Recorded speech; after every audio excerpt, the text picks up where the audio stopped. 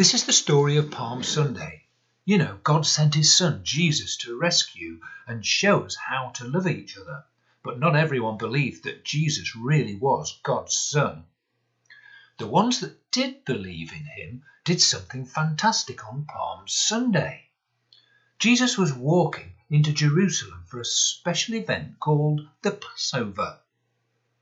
On his way, he sent two of his disciples to get a donkey from a nearby village.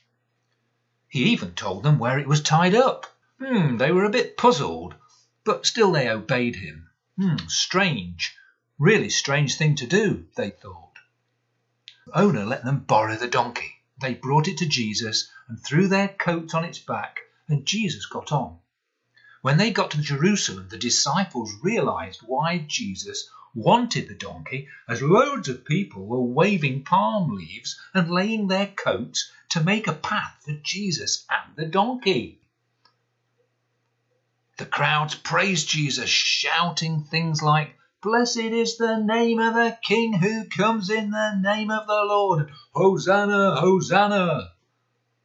But remember that some people didn't believe that Jesus was God's son. Well, they told Jesus to tell everyone to stop shouting. But Jesus said, "You know what?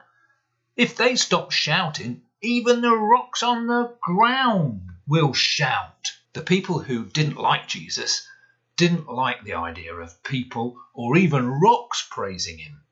And that made Jesus really, really sad. And he cried.